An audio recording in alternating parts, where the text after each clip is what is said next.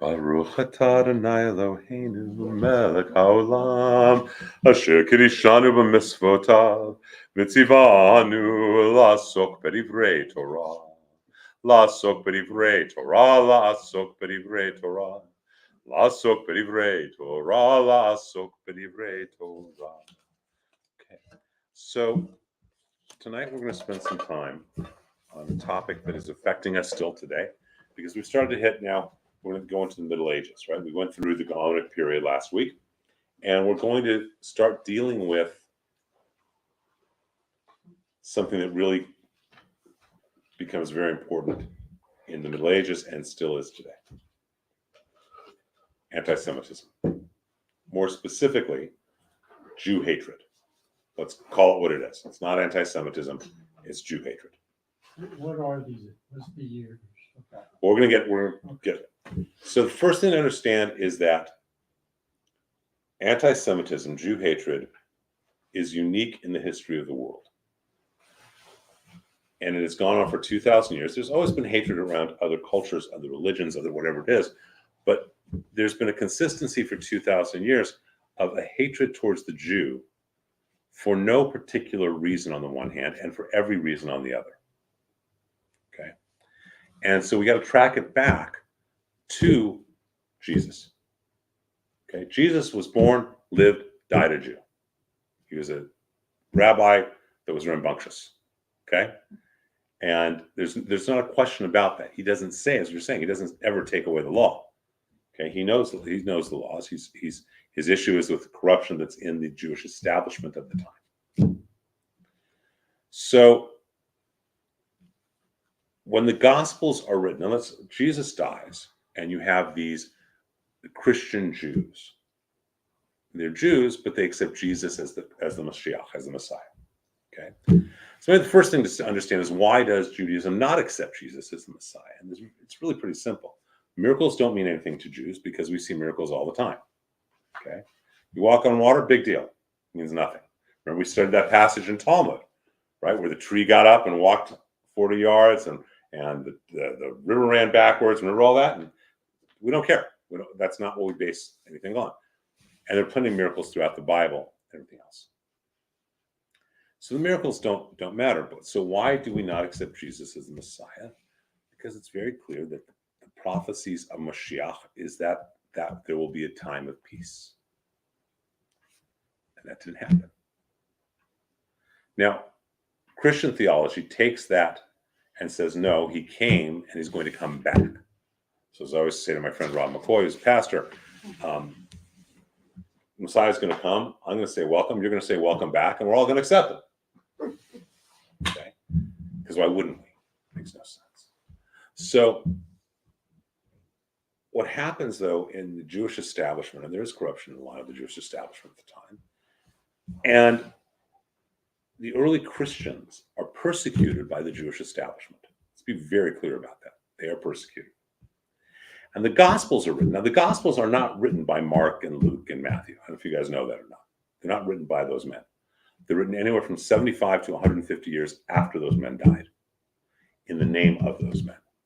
I thought there was one or two that was still alive. There's none that are, at least my understanding from academics. I'm not a Christian text scholar, but that's what I've been told by people like Zev Garber, people like Bill Fulco, blessed memory. Bill was the guy who translated the Passion from Mel. So they're being persecuted, and when they're being persecuted, the Gospels are written we always write and speak in our own milieu, in our own environment. Okay, what I teach here is for American Jews. I wouldn't teach the same thing in Brazil. It'd be similar, but it'd be different, or in Nigeria, or in Italy, or in Israel. It'd be the same topics, but it'd be taught differently. Okay, makes sense? And think about the best teachers you've had. They don't. They recognize who the people in the class are. They recognize who their audience is. They recognize, it doesn't matter if it's a teacher, preacher, whomever. Okay. So the Gospels are written by people who were unknown. This is one of the ways that we know that, in fact, the Gospels were not written by those guys, because of being Jewish, that were not familiar with Jewish theology very much. as an example, on Shabbat or on any holiday, do you eat first or drink first? Do you have your wine first? Do you have your The blessing on the wine is first. Okay? Last Supper, as described in the Gospels, bread first, then wine. We don't do it that way, right? So there are a number of things like that. Zev Garber wrote a great book called The Jewish Jesus. There are a number of great pieces. Marv Sweeney has some great pieces. So, but the point is that they're written as a polemic against the people who are persecuting them, which is the Jewish establishment. And they do a number of things.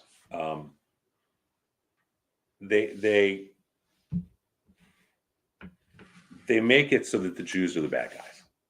Now let's be realistic. The Jews could not have been the bad guys in the story of Jesus. How can I say that with 100% authority?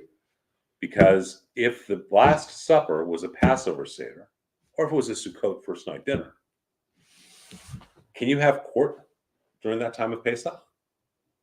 No. You're not allowed to have court. So to say that the Jews wanted the thief, Barbarus, I think his name is, instead of Jesus, and they have that court, it couldn't have happened. That does not mean that there were not Jews in the establishment that were in cahoots with the Romans and causing problems. But there are certain things that the Christian scriptures put out that could not have happened. Could not have happened. You have a problem theologically that if this is God, and I know this is God, and God comes to me in the shape of a water bottle, and I know this is God, and I don't accept that as God, that means that I am evil, right? Because if I know it's God, how can I possibly not accept him? Does everyone follow that? Okay. So there's the Gospels are written as a polemic against the Jewish establishment. Everyone follow that so far? Okay? I mean, they have all these other more important purposes, but in terms of relationships with Jews, that's in the 4th century, you have this thing written called the Vulgate.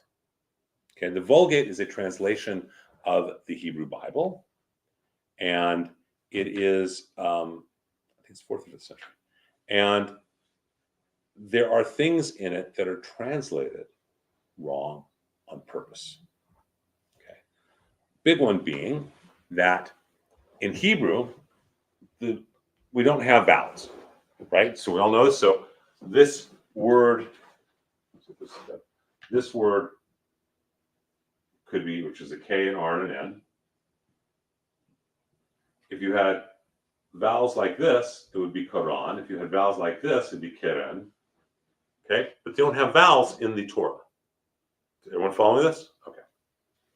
And I use this word specifically because it says in the Torah, when Moses came down from the mountain after having seen God, that there was this Keren,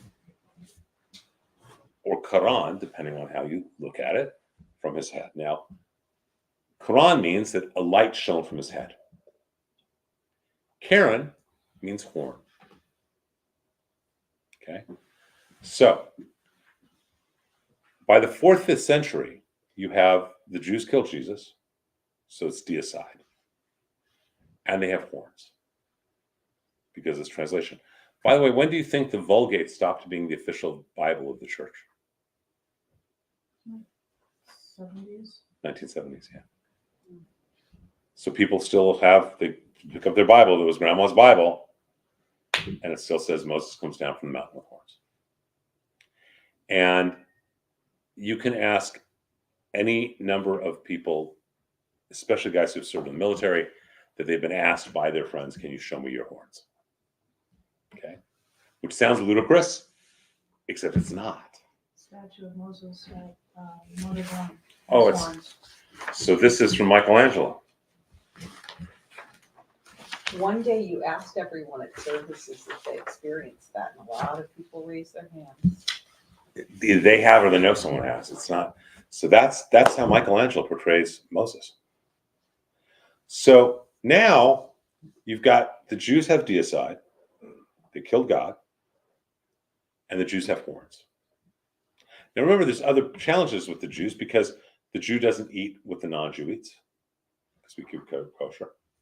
We don't celebrate the Sabbath at the same time or the same day. So we already are separate. And we kill God and we have horns. And then you have this experience in 1144 in Norwich, England, where a boy disappears right before Easter, which is also Passover time. And the local priest says it's because the Jews need a Christian boy's blood to make their matzah. That was 1100s. 1144. Wow, I thought it was before that. 1144, Norwich, England. And that's the first one we know about. It's the big one. And so that becomes perpetuated. Remember, how do people learn about the Bible? Since most people can't read, how do they learn? Word of mouth. Word of mouth, by their pastor, their preacher, their minister. And if the minister doesn't know anything, that doesn't really help in the Middle Ages, does it? So now the Jew killed God, has horns, and drinks blood, associating the Jew with the devil. Okay, everyone's following this? And it's really very it becomes insidious, just as inbred. It's generation after generation after generation. Let's take this even a little farther. Jewish values dictate educating our children, right? Big thing to educate our children. We want our children better educated than us. And hopefully, if they're being raised traditionally, then they've started studying Talmud. Okay? And so they've done logical thinking and all this. Now, the Jew can't be, I'm at this stage of like I taught this class to all of you before. Tobacco and Talmud. Is that why? Okay. All right, I feel better. So the Jew is both he can't be a landowner, and he ends up being in the middle class because he understands commerce and thinking and business. And then what happens? The nobleman hires the Jew to collect the taxes. That means the peasant hates the Jew because he's taking his money, and the nobleman doesn't trust the Jew because he can't check his numbers, so he's hated from both sides. Okay?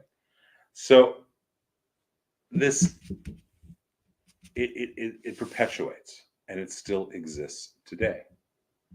And if you're not sure it exists today, take a look at the last 4 months.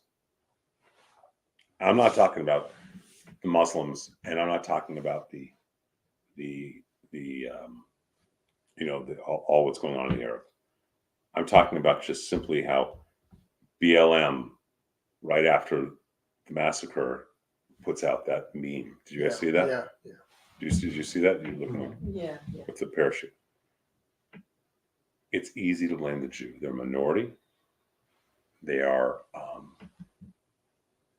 they're outside the world, outside the same world. And we live in a very interesting time. Because after World War II, it became unpopular to say that you didn't like the Jew because of the Holocaust. Right? I mean, it all peaks of the Holocaust. So no one's going to say, "Oh, those Jews, they deserved it." Right? No person in the 20th century is going to say that.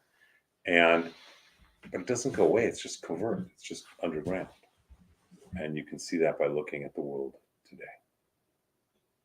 Okay? We are unimportant in the world's eyes.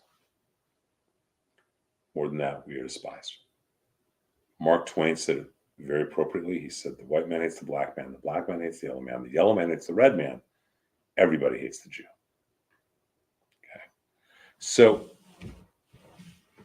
it was underground from post-World War II until you get basically to the 1980s.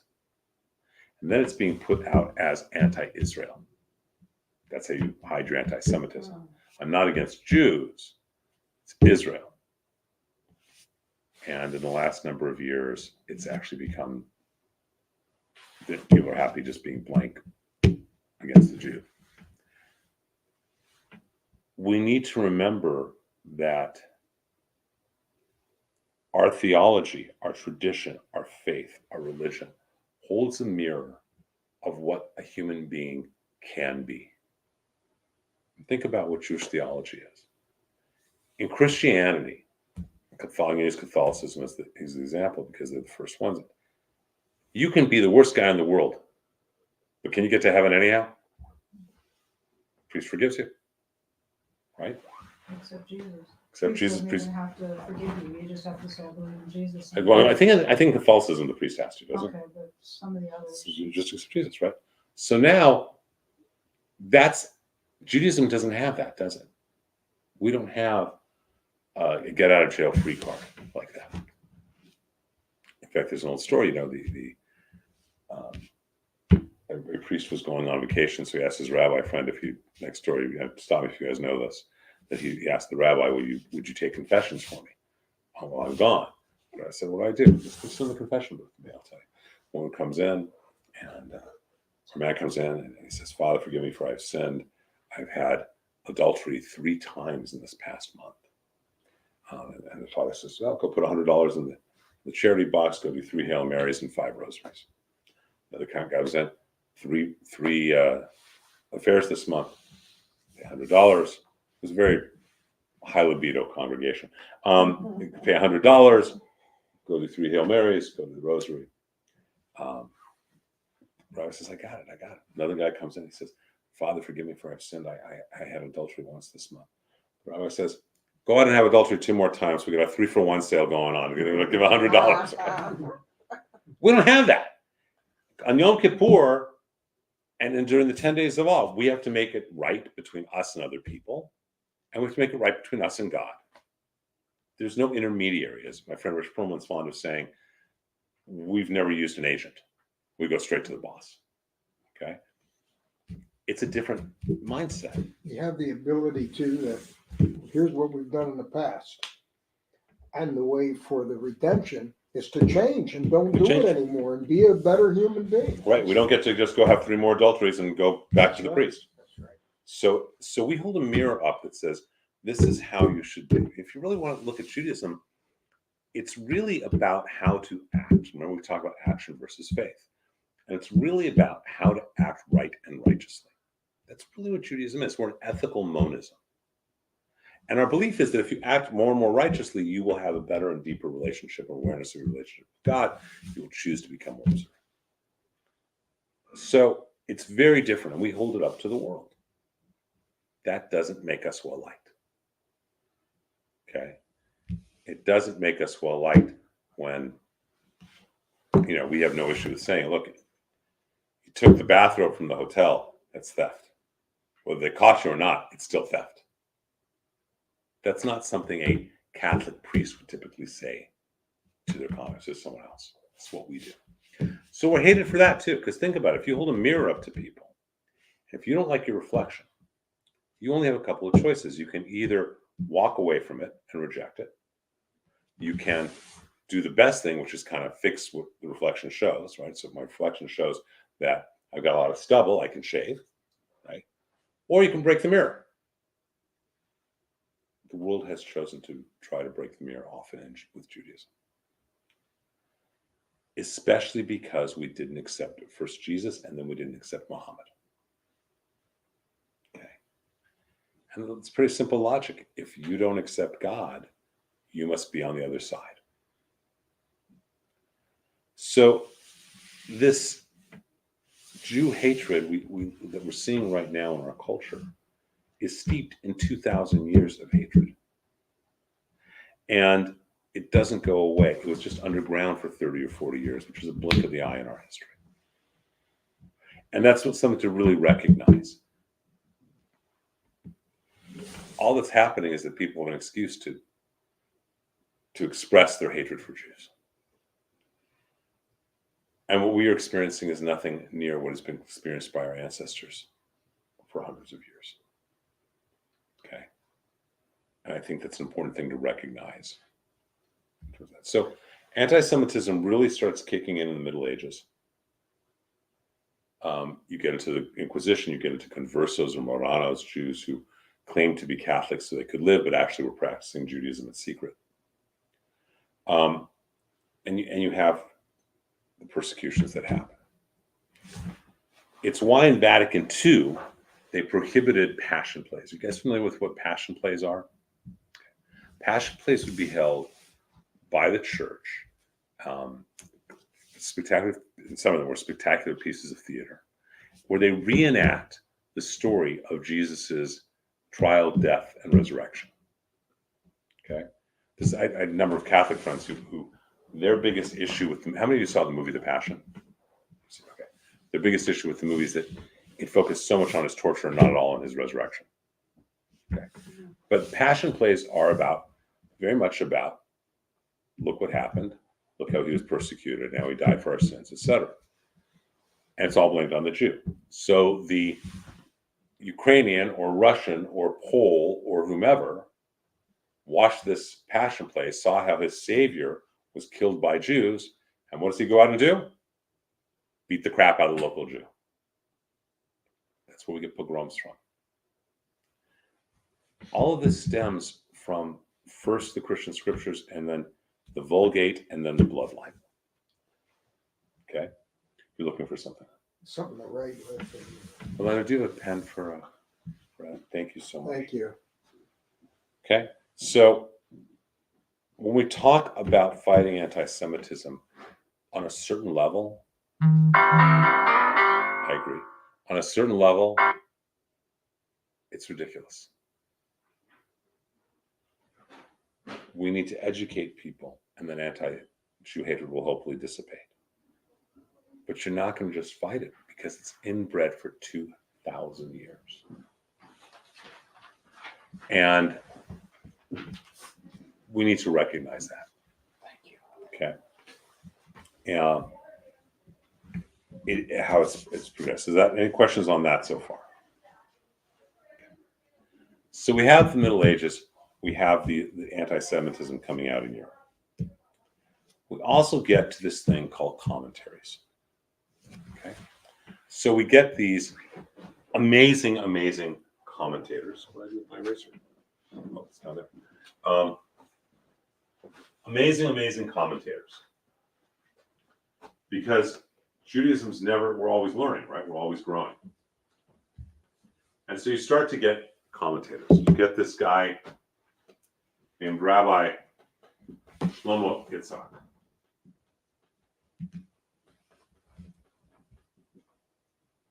Okay? And what happens with a lot of these commentators is we take their initials and make them an acronym. So his initials we R, S, H, and the Yud. So his name, he's known as Rashi. Okay, his name actually wasn't Rashi. His name was Rabbi Shlomo Yitzhak. I'm trying to remember which commentaries I brought here. Well, yeah, this one. We have this great Rabbi Moshe ben Moshe. Okay, Rambam. It's a good pen that works. Who becomes known as the Rambam. He also becomes known as Maimonides. It said that there was never a Moshe from Moshe Rabbeinu to Moses that was like this Moses, this Rabbi Moshe and Moshe. Maimonides, the Rambam, writes this amazing piece of work. This commentary on the entire Tanakh, on the entire Talmud. He writes a book called Guide to the Perplexed that most people don't want to deal with because it's a book of mysticism. Genius. He spent a third of his time doing Jewish teaching and studying and writing, a third of his 8 hours a day doing that, 8 hours a day being the doctor for the Sultan, and 8 hours a day doing medicine for the poor people. Apparently he did not sleep. And if you look at the volumes that he's written, it's believable. So he writes a book. The Rambam writes a book. This pen's not really coming through real. Go by he writes a book. There we go. Called the Mishnah Torah, which literally means the second Torah. That's this.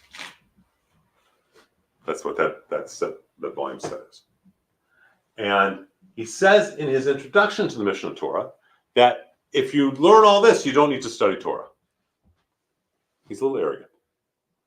but he's brilliant, and it includes all the laws and everything that we have. So we have the laws in Talmud, but then Mishnah Torah also then adds more. And this is, again, all this, everything has a different title about it. So There's that many books, the whole thing? this from here to here. Wow. And we're not talking exactly large print. Okay. And this is introduction. So he does all the Mishnah Torah and commentary on Talmud and commentary on Tanakh. You get a guy a little later named Rabbi Moshe Ben Nachman or Nachman. So what do you think he's called? He's known as the Ramban. The Ramban has a little bit more mystical work. He also is known because in the 1400s, there is a 1300s, 1400s. There's the disputations in Spain, and they're going to have a debate as to whether Judaism is a legitimate religion, and the judge is going to be 3 bishops, one of whom is a converted Jew. Who wants to argue? No one wanted to take on this debate. The Ramban did, and we know he won because their judgments were that it was a tie. Okay, and it was a loaded court. So you start having commentaries, and you have Rabbeinu Bachya in the 1100s, okay, who spreads the entire, he takes over the entire text of the Torah, and his commentary is based on looking at the levels of Pardes,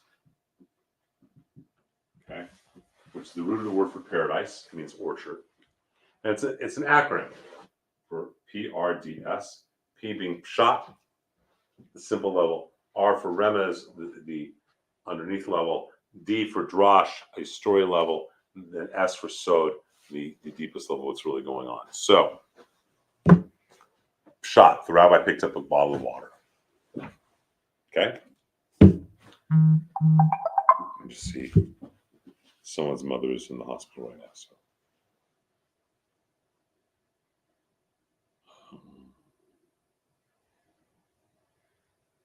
Oh, wow. Okay. There's happiness when I had a baby. Peshat, the rabbi picked up the bottle of water. Remes. The rabbi moved his arm, lifted it up, opened his right arm, opened it up, grabbed it with his metatarsals or wherever the right fingers are, picked up the bottle of water. Drosh. The rabbi was thirsty. And so the rabbi picked up a bottle of water so he could open it and drink it.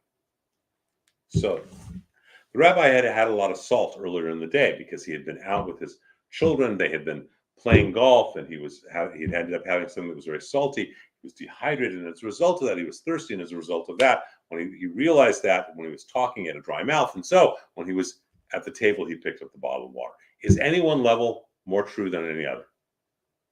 It's not, is it? No. But they're all different levels of understanding.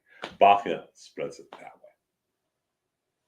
And then you have this amazing commentator,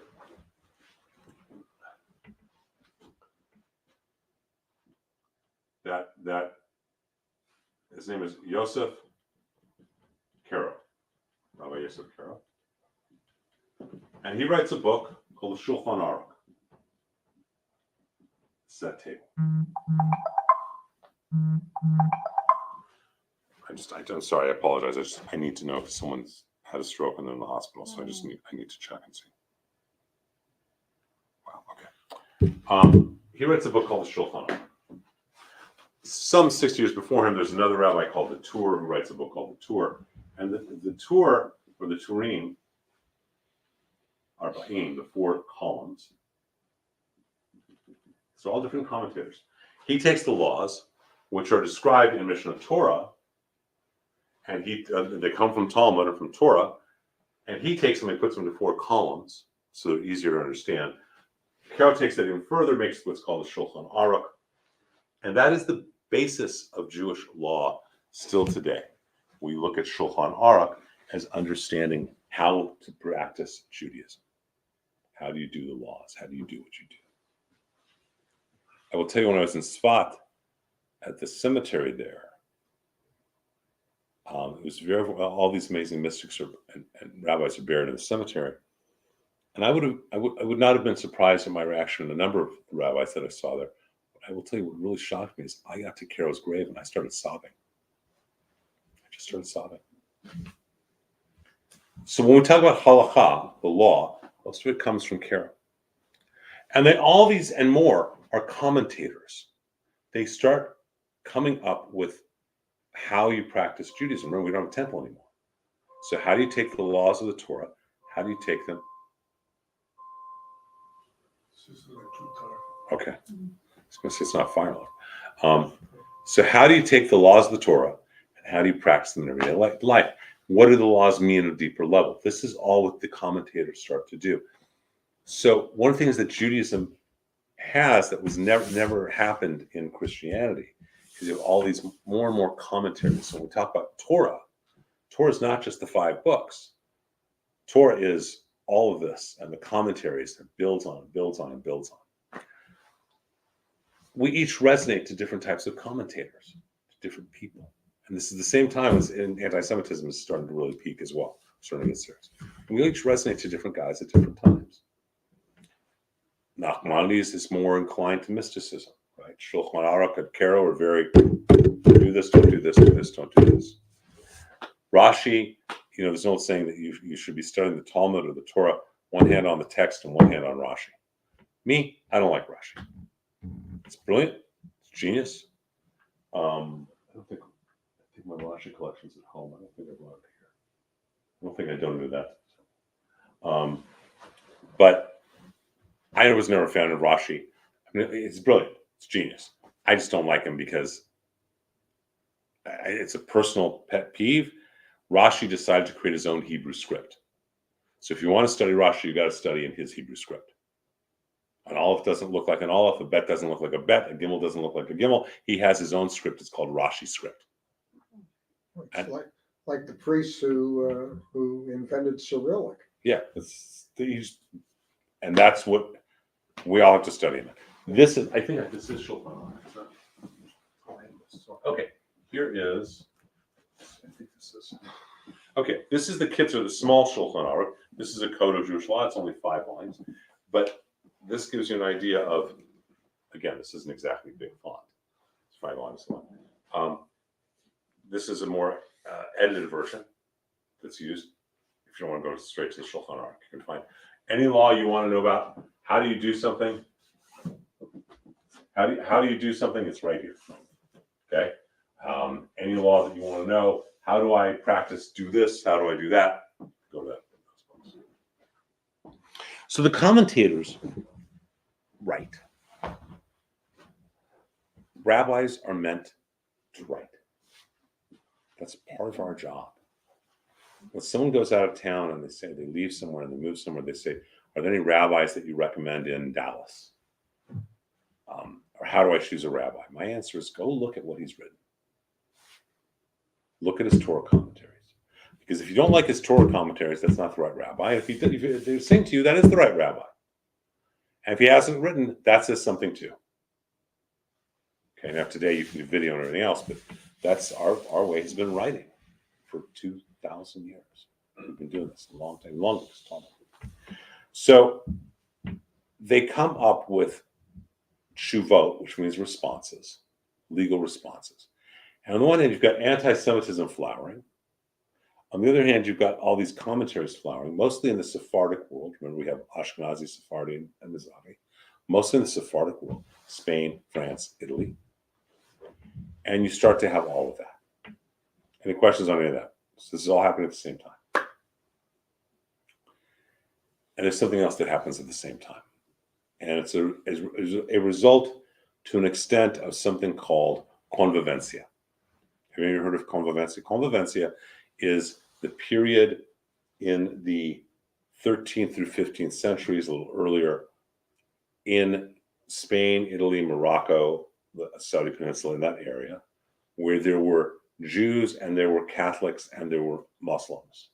And there was this interweaving of amazing mysticism and art and culture. It's called convivencia. And out of that also happens something else, which we're going to get more into next week. But out of that comes Jewish mysticism as we know it today. Can you define Jewish mysticism? We're going to go over a little bit of that right now. We're going to go more into it next week as well. First, could you spell that word? Convivencia? Yeah. Sounds Italian. I think it's Spanish. It's Spanish, Orlando? You would know. Castilian. Castilian? It's Castilian? Yeah. Living together. Huh. Oh, you mean it can be done? Yeah, it's just the safety. what you Briefly. said. Convivencia. Aren't you proud of me that I know a little Castilian? Just that one little thing. Only because one year, the Bellman Forum at Loyola, when I was teaching, the theme was convivencia. So we had, I was teaching, I was talking on Judaism, people were talking, we had different scholars. Amir Hussein was talking on Islam, things like that. Because the Christians, Muslims, and the Jews were all getting along, wasn't that why the Pope sent the Crusades to destroy some of the? It may be, I don't know. There was South France bordering on Spain. There were some cities that the Crusades went after. They were encouraged to destroy even the Christians there because they had gotten along with the Jews, so they were going to. Very well, that makes a lot of sense to me. Okay. Makes a lot of sense. So out of this comes a flowering as well. And the community in Judaism ends up being in Tzfat, in Israel, of what we now call Kabbalah. Okay. I'll go over a little bit of this next week as well, but I want to just give you an idea. And the person who, when we think of Kabbalah, we think of a man named Rabbi Isaac Luria, okay, who is known as Ha'ari, which means both the lion and the Ashkenazi Rabbi Isaac, right? A-R-I, Ashkenazi Rabbi Isaac, who lives in Tzfat, same time period as Karo. And when people talk about Kabbalah, what they're really talking about is Lurianic Kabbalah. Okay? So we'll spend a little bit of time on this just to get into it a little bit. Any questions so far on the history? What was Yes. that word, Lurianic? I'm going to get there. Yes, yes. When was the Vulgate Bible basically developed? 4th century, I believe. 4th century. And I should remember the name of the guy who did it because he got sainthood. I want to say it's Rome, but I don't think it is. And that was disregarded after about 1980 by the In the Catholic Church. 1970s. In the 1970s, yeah. And is the current Christian Bible at all related to that? Sure. Because there are differences. But King James is different translation than they're all different versions. Okay, the New Standard Version. I said this at the beginning. If I'm going to study a Bible, I study either do English, do art school, or do JPS. Why? Because it's Hebrew to English translation. So it's a little bit clearer. All right. So, and the man I was just talking about was Rabbi Isaac Luria. How do I know that? Luria, that's It's a very famous name. So he's the Ashkenaz, because Sephardic world uses Ashkenazi. The Ashkenaz Rabbi Isaac or Ari. Some say it's also for Elohai Rabbi Isaac, the godlike Rabbi Isaac. And when we talk about Kabbalah, we're talking about Lurianic Kabbalah. But let's backtrack. There are only two questions in the universe, theological questions. Really break it down. There's only two. But think about it. How and why did God create the universe, and how and why does God sustain it? Everything else is details. Right? Those are really the two big questions. Everything else comes out of those. So going all the way back, it's discussed in Talmud, coming from Torah, we have two schools. One is called Ma'aseh Bereshit, which means the workings, Ma'aseh means workings, of creation. Okay? This is how and why did God create the universe? That's the question. And then you have Ma'aseh, which means workings again. Merkava. Merkava means chariot. So this is the workings of the chariot. What chariot? The chariot that is described in the beginning of the book of Ezekiel, in Ezekiel's vision of the heavenly court. Maaseh Bereshit, how and why did God create the universe? Maaseh Merkava, how and why does God sustain it? Those are the big schools. And Judaism is not separated as this is mystical, that is not mystical. So let's try and define what mystical means when we're talking about mysticism. The mystical experience can be discussed from a neurophysiological standpoint. The brain chemistry changes into what neuroscientists call a heightened state of awareness or unitary state of being. Your sympathetic and parasympathetic systems shut down, your hippocampus becomes 400% more active. There's been fabulous work on it done. I think the best, easiest book to kind of describe it is a book called The Mystical Mind by Keeley and Newberg, two University of Pennsylvania guys. It's probably not 30 years old. Which track what happens in the mind when someone's in deep meditation, when someone's having a mystical experience. So mystical experience, let's define it this way. If God is everything and everywhere, then we are putting up blocks that we have created to not experience God fully in any given moment. Does that make sense to everybody? To function in the world, pay our mortgages, whatever it may be. And so we don't experience God and everything is divine. The mystical experience is the experience of divinity in the normal. So the supernatural, the extraordinary, and the natural and ordinary. Everyone with me so far? Okay, and our brain changes. Our brain goes into that neurochemistry naturally. If you've ever been in the zone in athletics, ever had an orgasm, ever had a dream, ever had taken a substance, a psychotropic, ever had deep meditation or dance or ecstasy, all of those things put our brain, the brain chemistry is similar in all of them. Okay? So the mystical experience, think of it as what we call Yehud, unification with God. Now, God's always unified with us, right? So it's about how do we remove those filters. The Baal Shem Tov says that God's a bright light. We block him out with one small hand. I would add, and then we complain it's dark and our arm is tired. Right? The different techniques are so we put our hand down. So if we think of mysticism as that, then everything in Judaism is designed to help us have a mystical experience. Our holidays, our celebrations, our rituals, our liturgy are all designed so that we have that experience as individuals within the context of a community. Follow me? Everyone with us? Mm-hmm. We're going through a lot tonight. So going back all the way to Talmud, this is discussed. How and why did God create? How and why does God sustain? What happens is, and then you have people studying each of these things, and their meditations, and there's some texts. A text called Sefer HaBahir, another text called Sefer Yetzirah. Sefer Yetzirah is about the formation, how the world is formed, how the universe is formed and created. All those kind of things. And we're going to get more into that next week. We'll start getting more into that. But all that stuff is discussed and techniques are given to become more aware.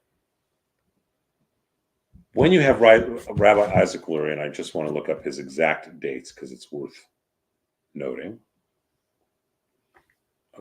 Help if I type it properly. You have this guy, Isaac Luria. And Luria lives 1534 to 1572. Okay?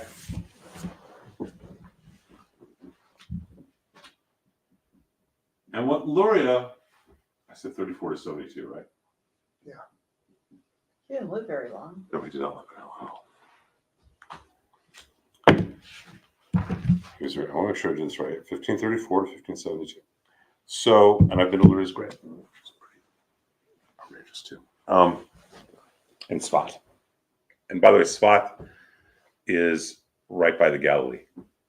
And you might know there was this other guy who was a mystic, who was a rabbi who lived some 1,500 years before this guy, who also came out of the Galilee world. So there's something in the air, or something. What's happened in the Galilee is, and Svat and in Tiberias is amazing. So Luria takes all this different understanding from all these different schools within Judaism, these different teachings, different practices, and he integrates them together. And that's what becomes known as Kabbalah. Okay? It's really Lurianic Kabbalah. I don't like using the word Kabbalah because people think that's Jewish mysticism, and Jewish mysticism is bigger than Kabbalah. Okay? Kabel, lekabel, means to receive. So you can't receive with your hands closed. How do you open up your hands? You can't receive with your hands in front of your face. You got to put it down. How do we receive? What's the structure of the universe? Luria integrates all of that together. And when people are talking typically about Jewish mysticism today, and it's become very trendy in the last 20, 30 years, and when they talk about Kabbalah, the vast majority have no clue what they're talking about. I'm sorry. Because Jewish mysticism predates all of it. Luria combined it. And we're going to go into what some of his teachings are next week with it. And to really understand Jewish mysticism, to understand Kabbalah and pre-Kabbalah, it has to be experienced. So Gershon Sholem, no, I take it back. Forgive me. Zalman Schachter Shalomi, of blessed memory, had made the comment that there are Kabbalists and there are Kabbalologists. A Kabbalologist can tell you everything about it. A Kabbalist experiences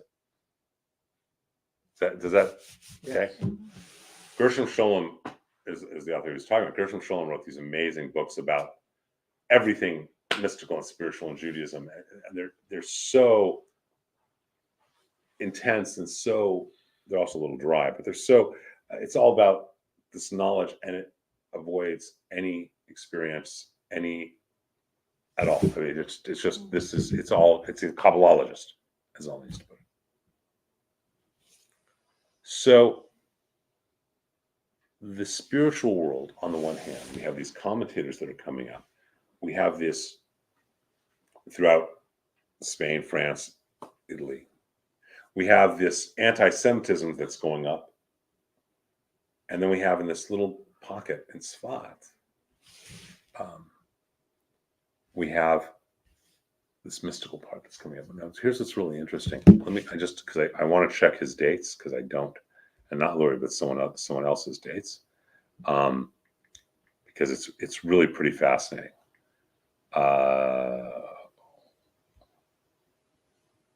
Okay, so there's this guy. How many of you heard of St. Francis of Assisi? Okay, comes out a little bit before this, a few hundred years before this, same basic area. And it's from Italy. He actually has an experience, and there's a great, interesting teaching about him. How many of you heard of Rumi? Jalaluddin Rumi. Rumi is a Sufi mystic philosopher. He wrote Bafnawi. He's the most beautiful love sonnets. Often mystical language is used as, often the experience of mystical experience is described in the love language of a man and a woman because of the intimacy of God. And Rumi, the story goes, Rumi's teacher was a man named Shams Tabriz. And Tabriz disappeared. And Rumi was so sad, missed him. And he had a dream that where his teacher was. And so he sent his eldest son to go find Tabriz and bring him back. And he found Tabriz, and Tabriz was in a tavern playing dice with a wastrel, a former soldier. And when this former soldier saw the great respect that Rumi's son paid to Tabriz, all of a sudden looked back, and Tabriz looked at him and let him. And Tabriz guided him, in that moment, to let him see his own soul, to understand something at a deeper level. This soldier, this wastrel, was so taken aback. He said, "I'm sorry, I've been cheating you this whole time. Here, take your money back." And Tabriz said, "No, I know you have been. keep it and take what I just taught you and teach it to the West.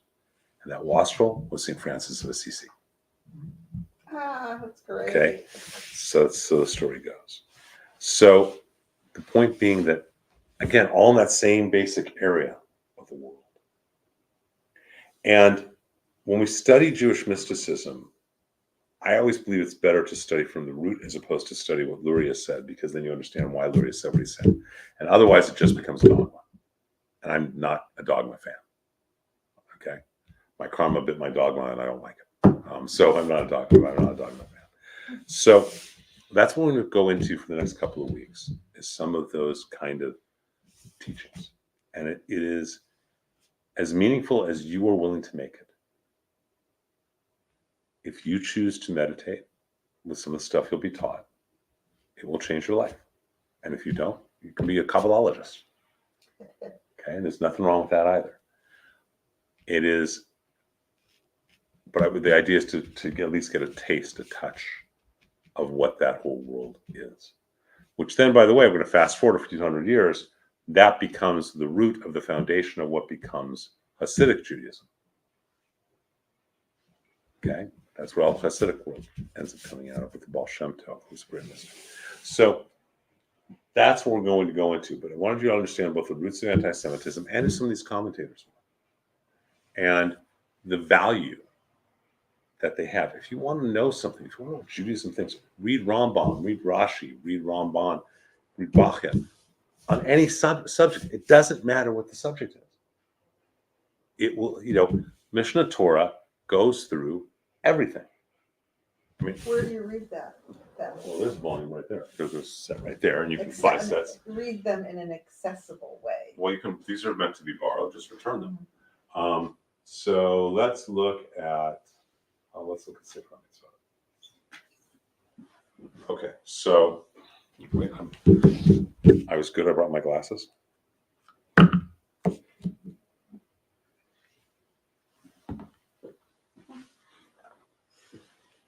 Callaway golf, in case Callaway wants to sponsor my kids. So I'm just going to turn to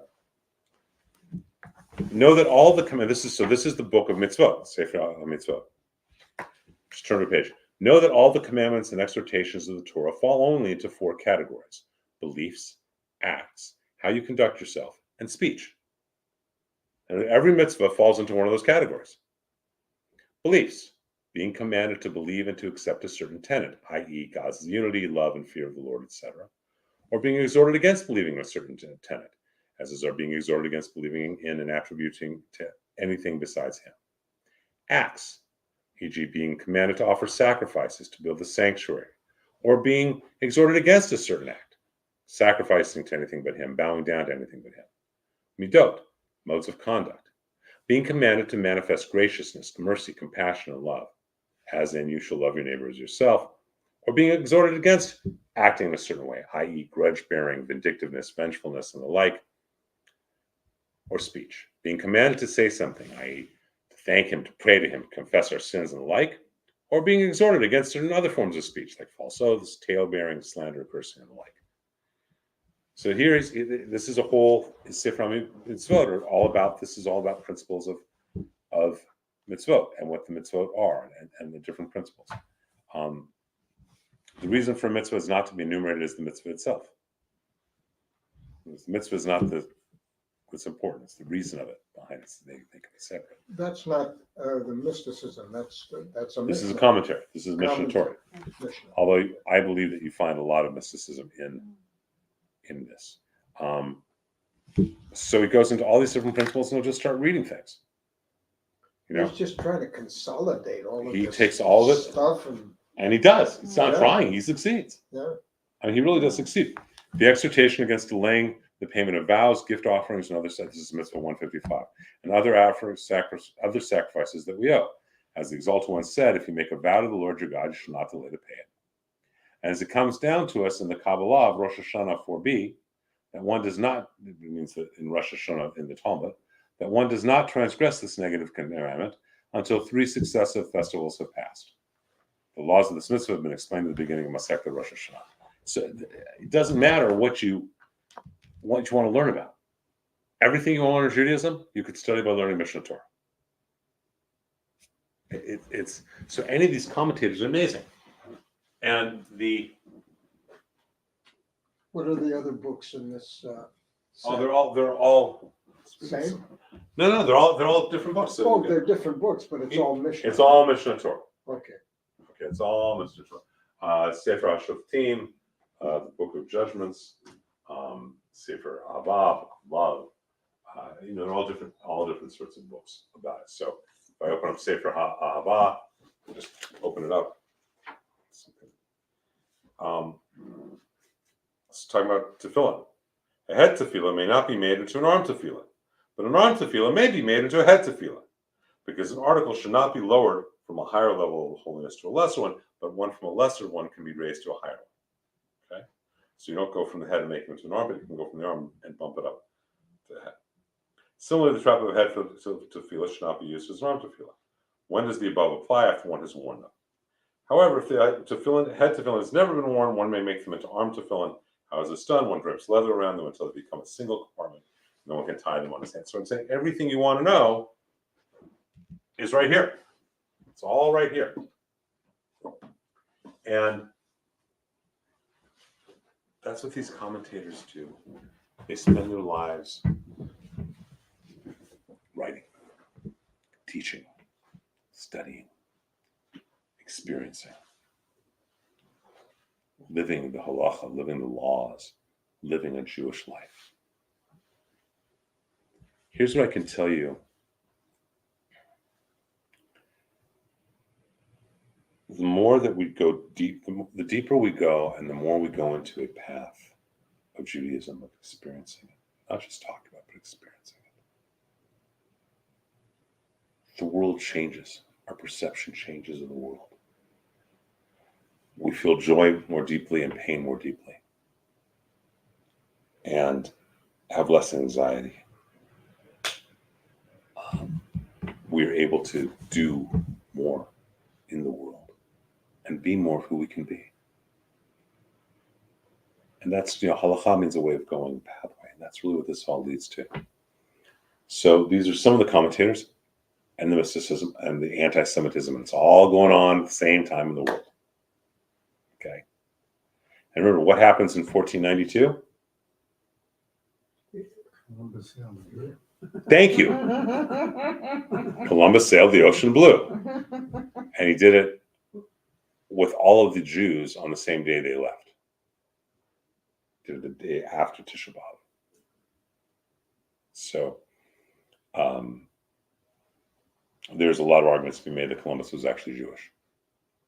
A lot of arguments, including the fact that, have you ever noticed that on anything Temple does, or we have these two letters that look like this, a bait and a hay with little, what looks like quotation marks called shipchik. You know that's on the top of documents a lot of times. That stands for Be'ezrat Hashem, with the help of God. That's the Hebrew letter Bet and the Hebrew letter Hey. Yeah. Columbus puts that on his letters that he writes to his son.